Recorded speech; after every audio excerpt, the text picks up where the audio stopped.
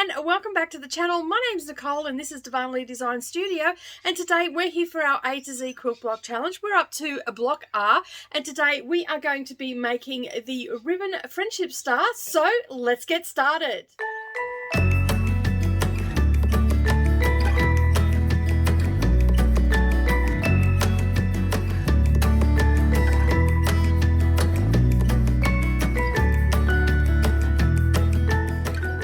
So the things that you're going to need today for the ribbon friendship block is your cutting instructions, and the link for that is down below underneath this video. Then you're going to need your fabric, and you want some contrasting fabric because we want it to stand out. You're also going to need your cutting tools, marking tool, and some snips, and of course you're going to need your pins and some rulers for squaring up.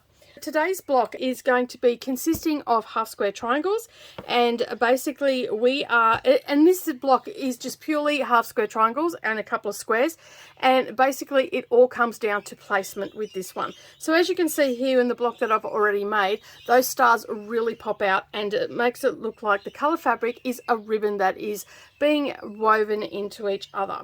To do that, we're going to make it super easy today because we need 32 half square triangles.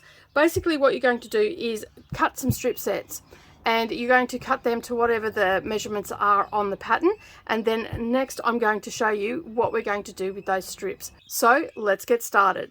Okay, so the first thing that we need to do is make our half square triangles, and today we're going to use the strip method technique. So you'll need a pen, a rotary cutter, and a ruler, which you can set those aside for just now. And basically you're going to take your white piece of fabric, which is for the 14 inch, is measuring 3.5 inches. You're going to open that up, and you can see here I've already made some marks on it. So basically all I've done is straightened up one edge, and then I've got my ruler and I've put it at the 3.5 inch mark. Now I have allowed a little bit of extra fabric for our half square triangles, so that's why it's measuring 3.5 inches. And basically what you're going to do is you're going to draw a line all the way along your piece of fabric, and then you're going to come back in. Okay, so once you've marked out all your lines, you're going to take your ruler and the 45-degree angle mark, you're going to place that on the top edge of your fabric. Okay, and you're going to get the edge of your ruler here to come down to the corner, and this up here, this point is going to match up where the line that you just drew, and then you're just going to draw a line down like that. Then you're going to come back the opposite way, and again you're going to place your 45-degree angle mark, okay, on the straight edge. And you can see there that if I bring it down, my edge of my ruler is at the line that we marked, and where the line is down here, and basically this means that it's going to be nice and straight for me, and I just draw a line. Okay, and I'm going to repeat that all the way along. And all the 45-degree angle mark is doing is making it nice and easy for me to keep a nice straight line, a diagonal line. Okay, and that way I know that it's going to be easier for me to have more accuracy with my half square triangles. And you do this along both of your white strips. Okay, so essentially you have some straight lines and a zigzag going across your two strips of your white fabric. Now what we're going to do is we're going to stitch 1/4 inch away from the line, the diagonal line. Okay, and we're going to do that all the way along, and then when we get here we'll come back and do the other side. Okay, remembering that we are doing a 1/4 inch seam allowance. But before we do that and head over to the machine, we need to place our two strips together. Okay, and we do that, place them right sides together, and we'll get a few pins. And I like to just pin on the straight lines all the way along, and that just stops it from moving. And I just line up as I'm going, and then I know that when I get to the sewing machine it's not going to move or anything. So I don't want to have it crooked or anything like that, so I just lay it as neat as I can and make sure that it's nice and straight and there's no puckering, and I just pop a pin on each of the straight lines. And once we've done that on both of our strips, we're going to head to the sewing machine, and we're going to reduce our stitch length down to a 2 or a 2.2 depending on your machine. That is because we are going to be pressing our seams open and we don't want those seams to pop open. All right, so let's head over to the sewing machine. Okay, so we're here at the sewing machine, and as I said, we're going to use a 1/4 inch seam allowance. So basically you're going to line up the edge of your presser foot where the toe is for your 1/4 inch, and we're going to follow that along the line, and we're going to leave our needle in the down position, and then we'll just start stitching.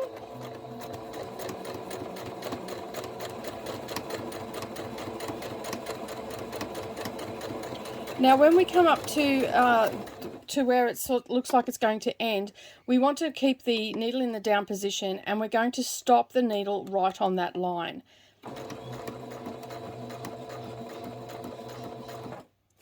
Okay, if you need to hand crank to get it to that line, that's fine. Okay, then once we've got it to that line, we are going to stop. We're going to pivot, and as you can see, my presser foot is actually lining up exactly where I need it to be. So you can see there that my presser foot is going to follow that line down to the next point.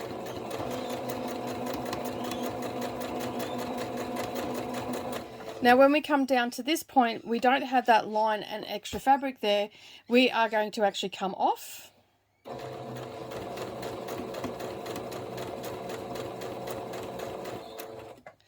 And then we will line it up with our 1/4 inch, and we'll continue all the way along.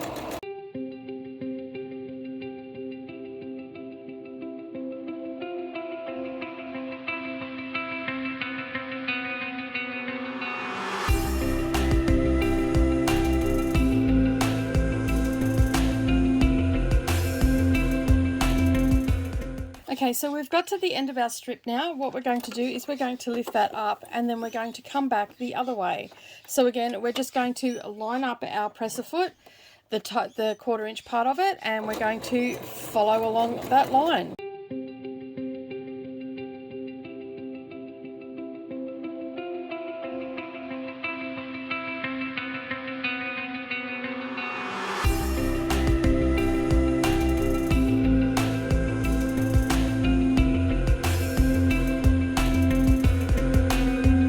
Okay, so you can see there that we have stitched a zigzag all the way along. Next, what we need to do is just give this a press, and that'll just relax everything down. But before we do that, in the areas where we have just done a jump thread, we're just going to snip that. Okay, and that is going to help us get it to relax a little bit. Once you've done that, you're going to just give that a quick press. And then you can see that all our seams have relaxed nicely now that we've pressed them. Okay, the next step we need to do is cut these apart. So basically all we're going to do is cut our squares on the straight lines that we marked.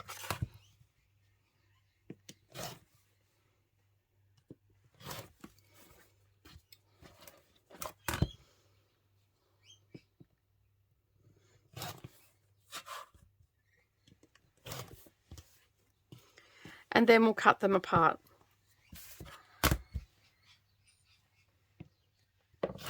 And you just cut on the lines that you have drawn.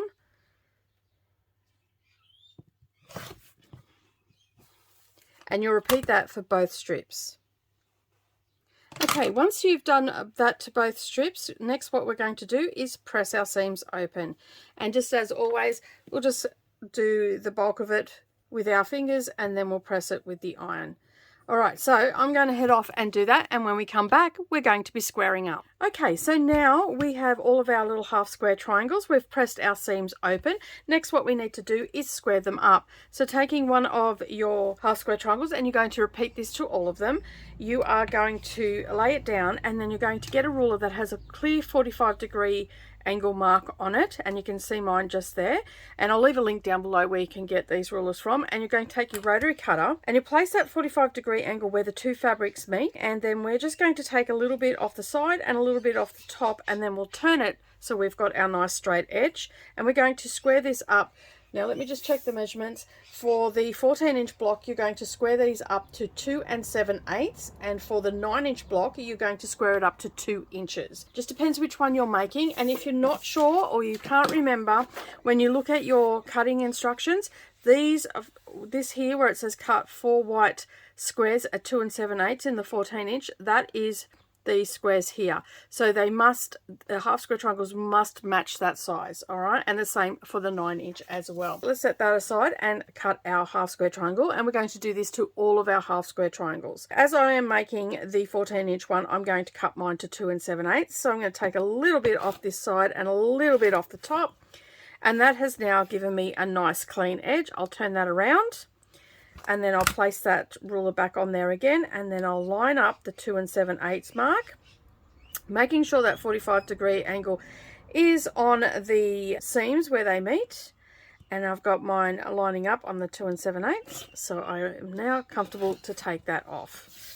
Okay, now I have allowed for a little bit of extra fabric in the pattern, so you've got plenty of room to square up. Now we're going to repeat that for the rest of our half square triangles, and when we come back, we'll be ready to do our layout. So we've squared up all our half square triangles, and you need 32 in total, and then we've got our 4 squares, which are measuring for the 14-inch block 2 7/8, and if you're working with the 9-inch, these will measure 2 inches.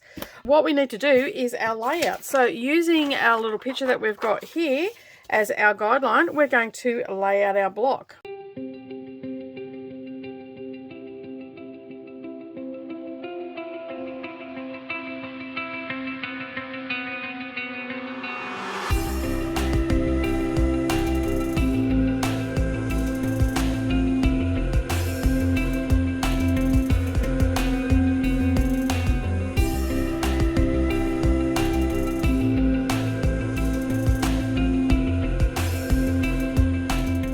Okay, so now what we need to do is assemble our rows. So what I like to do is I do one row at a time, but I sew 2 pieces together so I can chain piece it together. So I'm going to take my first 2 pieces, making sure my raw edges are lining up, and then I'm going to use a 1/4 inch seam allowance, and I'm going to stitch that through.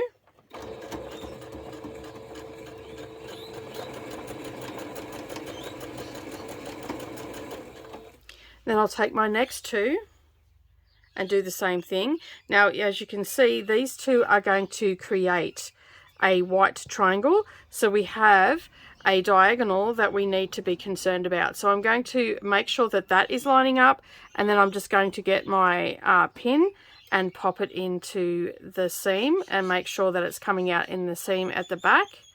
Okay, and then I'm just going to pin that like that, and I know that I've got to sew that side, and you can see that my pin is coming out of the seam, which means that my seams are lining up. And using a 1/4 inch seam allowance, I'm going to do the same thing.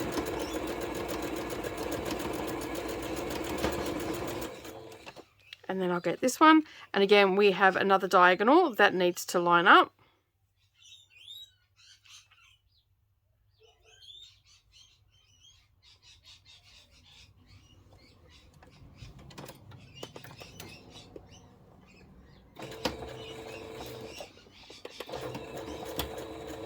Okay, so that is our first row sewn together in sets of 2, and then I'm just going to lay them back in the right order.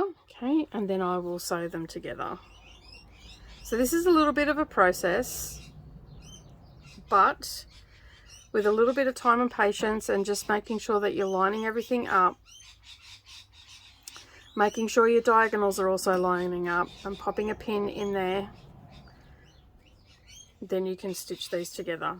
So you can see there that it's starting to come together. Okay, and you're going to repeat that for all of your rows. Okay, so that is our first row together. You're going to repeat that with every row.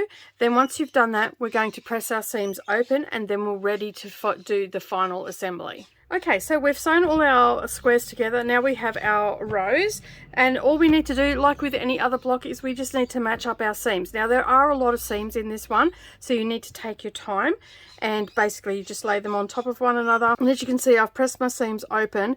I always start with my middle one, and I'll get my fork pins. We all know I love my fork pins. and then I've got that one all lined up, and then I can work my way out from the middle out to the edge. I'm going to do that with every single row. It's going to take a little time to put together, but it's well worth the effort. And when we head to the sewing machine, we'll be using a 1/4 inch seam allowance as always. Okay, so it's all sewn together, and I've also pressed all the seams open as well. Now what you need to do is just trim off any long threads that might be on your block.